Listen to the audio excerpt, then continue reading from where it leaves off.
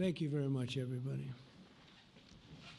So this is a big, big day, a beautiful day, potentially one of the great days ever in civilization. Things that have been going on for hundreds of years and thousands of years. We're going to, at least we're at a minimum very, very close, and I think we're beyond very close. And I want to thank Bibi for really getting in there and doing a job. We've worked well together, as we have with many other countries, both of us, with many other countries, which is the only way this whole situation gets solved. And I'm not just talking about Gaza. Gaza is one thing, but we're talking about much beyond Gaza. The whole deal, everything getting solved. It's called peace in the Middle East. So today is a historic day for peace, and Prime Minister Netanyahu and I have just concluded an important meeting on many vital issues, including Iran, trade, the expansion of the Abraham Accords, and most importantly, we discussed how to end the war in Gaza, but it's just a part of the bigger picture, which is peace in the Middle East, and let's call it eternal peace in the Middle East. So this is far more than anybody expected, but the level of support that I've had from the nations in the Middle East and surrounding Israel and neighbors of Israel has been incredible, incredible. Every single one of them. This afternoon, after extensive consultation with our friends and partners throughout the region, I'm formally releasing our principles for peace, which people have really liked, I must say. And these are done not just routinely done, these are done with total consideration and working with the nations that we're talking about. All of these nations have made contributions to those suggestions.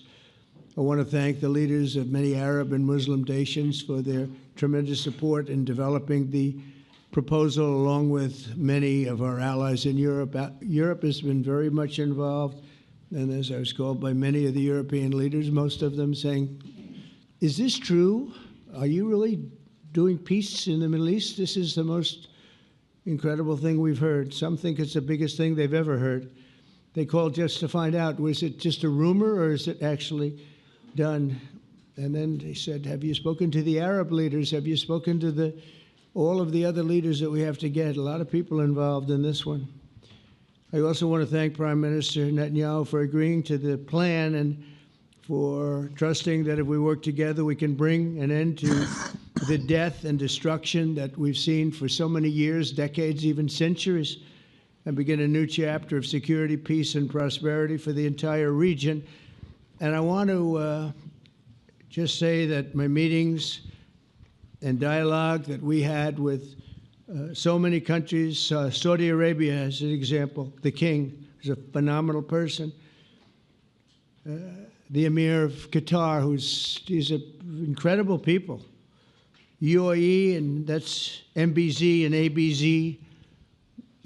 We're totally involved. These are the people that we've been dealing with and who've been actually very much involved in this negotiation, giving us ideas, things they can live with, things they can't live with.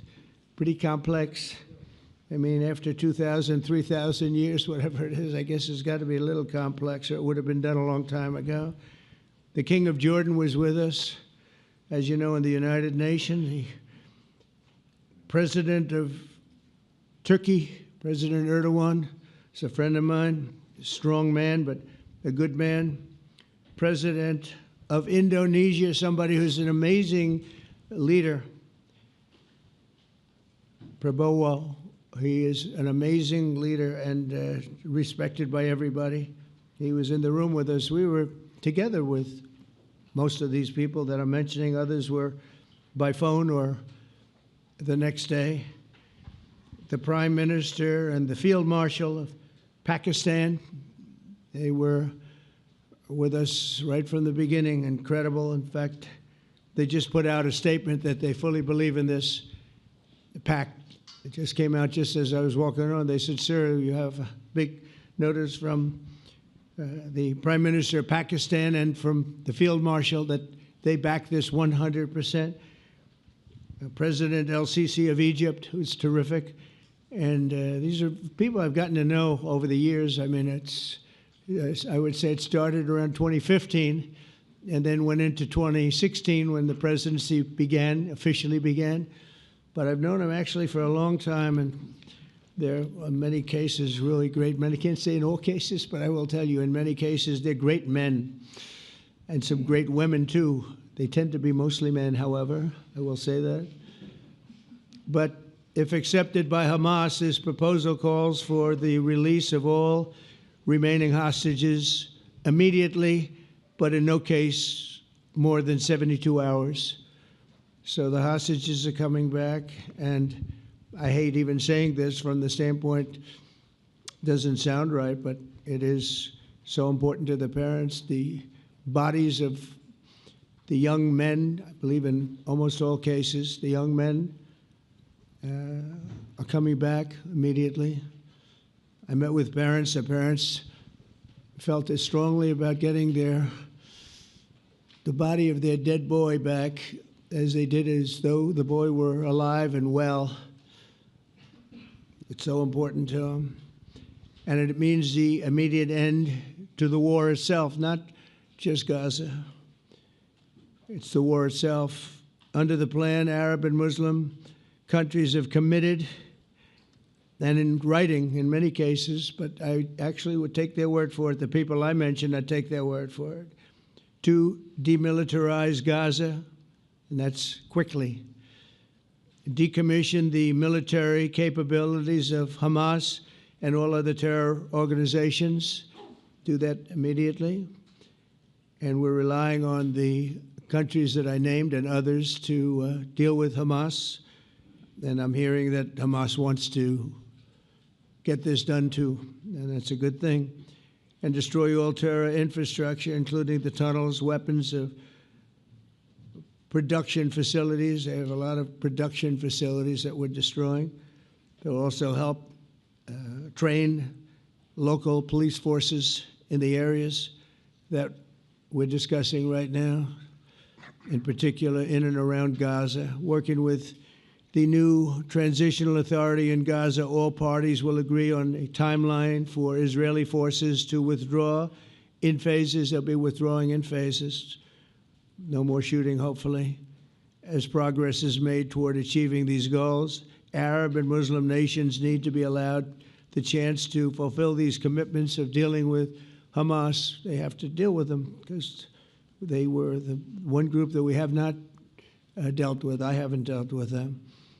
But the Arab countries are going to, and Muslim countries are going to be dealing with Hamas, and I believe they've already been there. I think they probably have an understanding, and they haven't maybe mentioned that, but I would imagine they do. Otherwise, they wouldn't have gone as far as they've gone. If they're unable to do so, then Israel would have the absolute right and actually our full backing, the U.S. full backing. Marco's here, and a lot of our leaders are here, our great Vice President, Susie Wiles, Steve Witkoff, Jared Kushner.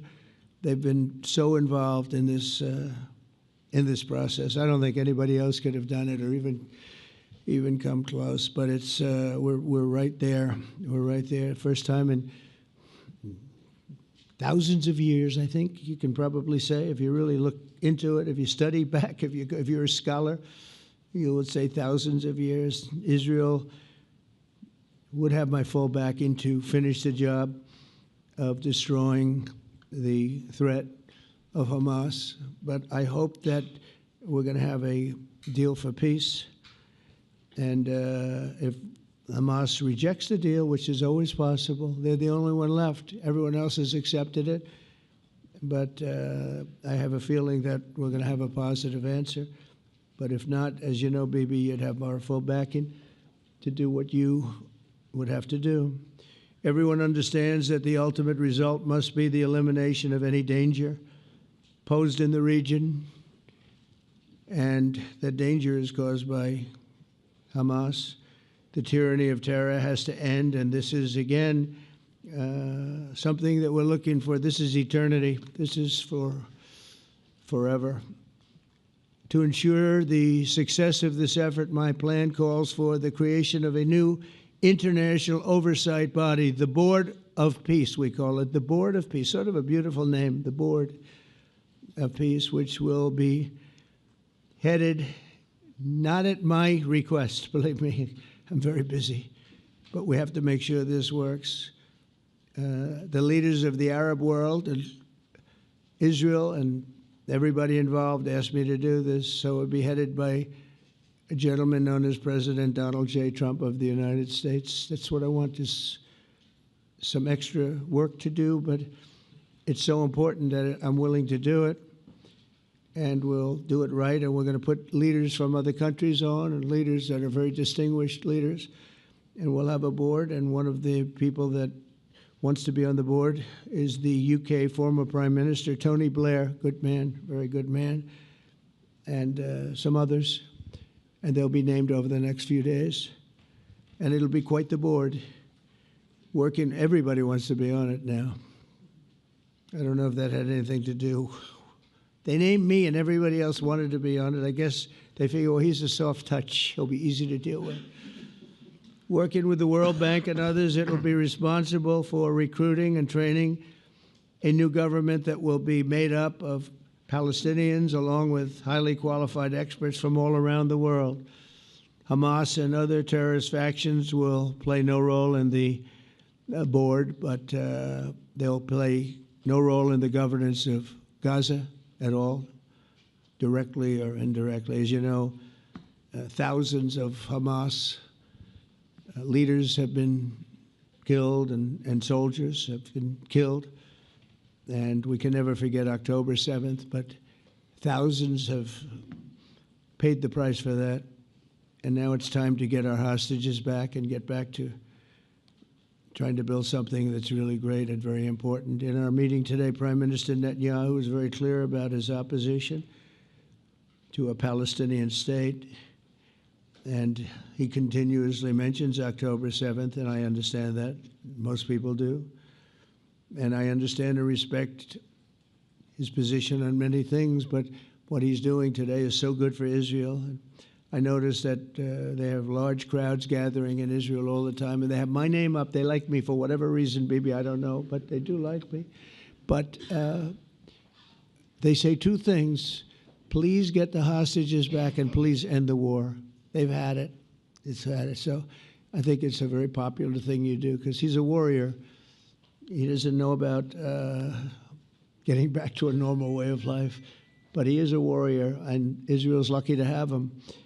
But now the people want to get back to peace. They want to get back to normalization in a true sense. Several countries have foolishly recognized the Palestinian state. As you know, some of our European friends, allies, good people, but they're really, I think, doing that because they're very tired of what's going on for so many decades. They've been presidents and prime ministers for years, and during this time, having to do with the Middle East, all they're doing is talking about the same thing over and over. They want to see it get back.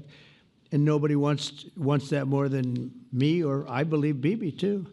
But the people of Israel want it. They really want it. They want the hostages back.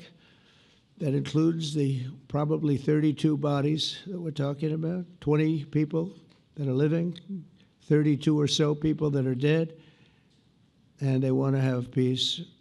So let us not forget how we got here. Hamas was elected by the Palestinian people. Israel withdrew from Gaza thinking they would live in peace. Remember that a long time ago? They withdrew. They said, you take it. This is our contribution to peace. But that didn't work out. That didn't work out. It was the opposite of peace.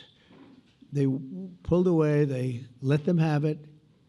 And I never forgot that, because I said, that doesn't sound like a good deal to me. As a real estate person, I mean, they gave up the ocean, right? Ron, they gave up the ocean. They said, who would do this deal? And it still didn't work out. They were very generous, actually. And they gave up the most magnificent piece of land in many ways in the Middle East. And they said, all we want to do now is have peace. And that request was not honored. Instead of building a better life for the Palestinians, Hamas diverted resources to build over 400 miles of tunnels and terror infrastructure rocket production facilities and hid their military command posts and launch sites in hospitals, schools, and mosques. So if you went after them, you'd be after them, and you wouldn't even realize you ended up knocking out a hospital or school or a mosque. A terrible thing, terrible, terrible way to have to fight. No fight is good, but that's a real bad one. So there are many Palestinians who wish to live in peace. Many. I've seen so many of them, and they have support. And I challenge the Palestinians to take responsibility for their destiny, because that's what we're giving them. We're giving them responsibility for their destiny, fully condemn and prohibit terrorism and earn their way to a brighter future. They don't want the life that they've had. They've had a rough life with Hamas.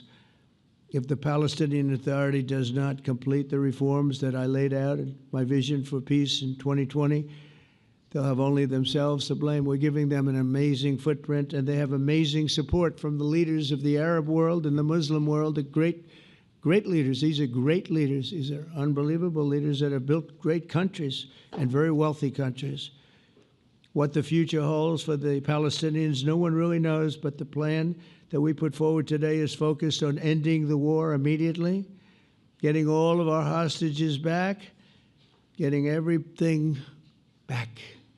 Hard to believe when you even say it, and creating conditions for durable Israeli security and Palestinian success. Israeli security is going to be involved. We're going to help you. We'll be there with you in terms of helping with security. We want to make sure it works. We just want to make sure it works. There shouldn't be a shot fired. Now, there will be, I guess, because that's the way it seems to be, but they shouldn't have to be within a few days. There shouldn't have to be a shot fired. And maybe for eternity. Wouldn't that be nice? I hope it's true. I can tell you the leadership of that region feels that there's a good chance of it being true. So this will lead to this agreement that we're talking about will lead to a sustainable long-term peace.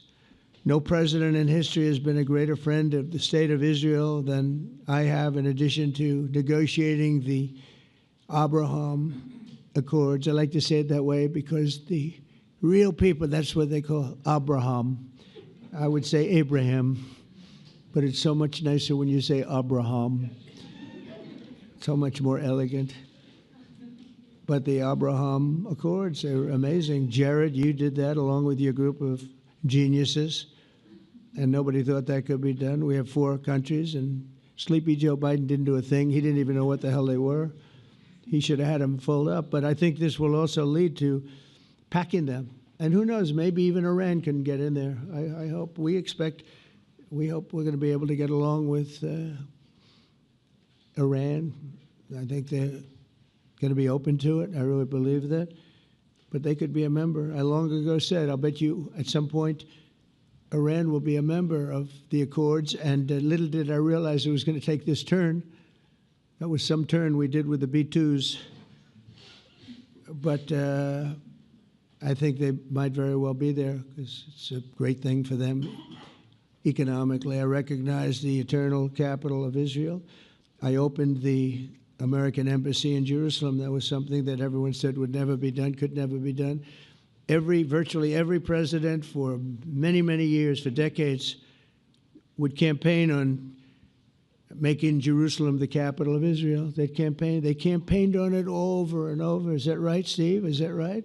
Everyone, and when they got to it, and I understand why now, because it was so. When I got to office, I campaigned on it too. I said, we're going to make it. And then I'd get calls from the leaders of various countries saying, please don't do it. Please don't do it. It'll end the whole world. Please don't do it. And finally, I just didn't say anything, and I did it. People were calling me before I did it because they heard I was going to do it. And leaders of countries were calling me. And I think it was on a Thursday that I did it. And they'd call me Monday, Tuesday, Wednesday, 3-4 times a day, and I said, tell them I'll call them back on Friday. And I announced it on Thursday, and I called them back, the biggest people in the world, and they said, you've done it. I said, done what? You've made the capital of Israel, Jerusalem, and we wanted to talk yet. I wish you called me a little sooner. Maybe I could have done something about So that was a lot easier than getting into an argument, because I knew what they were calling about. And you know what? It turned out to be amazing. Everybody thought it was going to lead to the end of the world, right? The end of the world, Ron, that's what they said. It didn't lead to anything. It just led to something that I promised, and something that was very, very popular for Jewish people and a lot of other people, too. I recognize Israeli sovereignty over the Golan Heights, and I cut taxpayer funding to the corrupt United Nations Relief and Works Agency. And United Nations was interesting because, as you know, a few days ago they introduced me. Ladies and gentlemen, the President of the United States. I'm looking at my teleprompter, and the thing was dead, stone cold, dead. The thing's up here. I have a long, beautiful speech to make. I'm back 30 feet back, and I'm saying, they're introducing me. There's nothing on my teleprompter. So, but I made a speech. I actually got good marks. You think Biden could have done that? I don't think so. I don't think he could have done that. I don't think too many people could have done it. But actually, it was actually more of a speech from my heart, if you want to know the truth. I think it was maybe better in certain ways because it was from the heart. It has to be from the heart. Otherwise, you're in big trouble. But I cut taxpayer funding for that very corrupt United Nations Relief and Works Agency, and nobody thought that would be done, and withdrew from the horrible Iran nuclear deal that was imposed upon Israel by Barack Hussein Obama and Biden. And I don't think Biden knew anything about it, though. I don't think he knows anything about it now, actually, if you ask him. He'd say, what is that? And we obliterated Iran's nuclear enrichment capacity, making it impossible for them to have a nuclear weapon, which they would have had probably in about 2 months from that. But I've never asked Israel to compromise its security, but we had big, strong talk. Nobody's been better to Israel. No president's been better to Israel than Donald Trump. But we had a long, strong talk, Bibi and I, and he understands it's time. It's time. History has shown. And the people of Israel want it. And the people of the Middle East want it. The people of enemies of Israel want it. But they don't have really too many enemies right now. And you know what? Many countries have gained great respect for Israel, for the way they fight, for the job they do, including me. I had respect anyway, but they gained respect. History has shown us that those who have relations with Israel have thrived, while those who have devoted resources and attention toward the destruction and even annihilation of Israel have languished. They haven't done well. Israel is not going anywhere. They're going to coexist with other people and countries in the region, from Syria to Lebanon to Saudi Arabia. The promise of a new Middle East is so clearly within our reach. This is the closest we've ever come to real peace, not fake peace, not political fool's peace. If we can get this difficult problem solved, the opportunities for all within that vast region of this world, it's a vast region, it's unlimited. The Abraham Accords show that all countries are better off when they communicate and work together and embrace new opportunities. I hope Jared and Steve and Susie and Marco and JD, we have great people. I hope you guys are going to work very hard to get these other countries in, because now they have no excuse. There's no longer an excuse. They were somewhere hesitant. And I tell you, the 4 countries that went in, I give them tremendous credit, and it's worked out incredibly well for them. In the same spirit, I'm pleased to report that earlier today, we took another important step toward greater understanding in the region. A short time ago, we had a historic phone call in the Oval Office with Prime Minister Tani, who's really a great, great person. So we had a great talk, and I was on the phone, and Bibi was talking. Prime Minister Al Thani was of Qatar. They really had a heart-to-heart conversation. It was a great conversation, I thought. It was productive. It was everything that you need to have something turn out to be successful. And I want to thank Bibi, and I want to thank the Prime Minister. It was fantastic. We agreed to launch a formal trilateral mechanism between Israel, Qatar, and the United States to begin a dialogue to enhance mutual security, correct misperceptions, and avoid future misgivings. And I want to thank Qatar, its leadership, and the Emir. He's a fantastic person. I think, I'm going to be his public relations man because I know him differently than a lot of people know him. But he wants peace. He wants to see peace. And his people, and they really acknowledge the critical role that they've played as mediator. And again, we're not quite finished. We have to get Hamas, but I think they're going to be able to do that. So now it's time for Hamas to accept the terms of the plan that we've put forward today. And again, this is a different Hamas than we were dealing with because I guess over 20,000 have been killed. Their leadership has been killed 3 times over.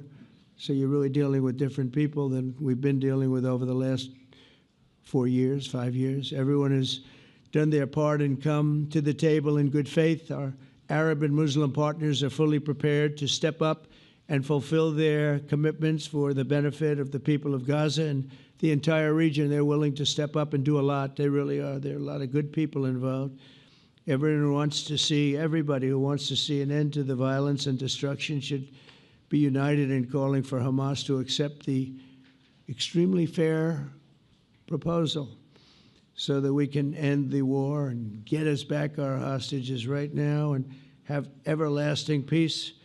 And I look forward to having relationships with everyone. As the chairman of the board, I'll be involved, and we'll have meetings with some very smart people that'll be working over there to make sure that we haven't just been wasting time with an agreement that doesn't get done. The task of building peace will not be easy. There are some of the hardest problems in the world to solve, and that's why it's been going on for so many centuries.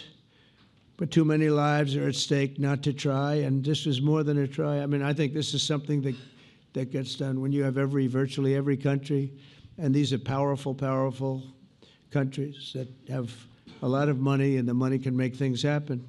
A lot of countries try, and they don't have any money. These are very rich countries that can make things happen.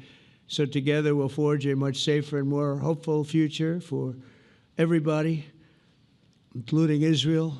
And I want to thank Prime Minister Netanyahu for his partnership. And I want to thank all of the leaders, the kings and the emirs and the presidents and prime ministers, people I mentioned. And they've been absolutely fantastic to work with. And it's just happened very quickly. It's happened from a couple of weeks before I had a couple of meetings, but a couple of weeks before we went to the United Nations, and we had some incredible meetings. It all came to place. It all took place, and everybody wanted to be a part of it. I don't have anybody that's saying we don't want anything to do with it. It's just the opposite. And I'll tell you, a couple of years ago, a year ago, I don't think we would have had this kind of participation, Mr. VP, right? I don't think we would have had. It's been amazing. The participation was 100%. Everybody wants to be a part of it. And everybody, those very strong countries, everybody wants it to work. So, Bibi, congratulations on this. I think this will be your crowning achievement, frankly. If this all works out, we think it will. It's going to be your crowning achievement. And I want to thank you very much for being here. Thank you. Please. Thank you. Thank you. Mr. President, first I want to thank you for graciously hosting me once again in the White House.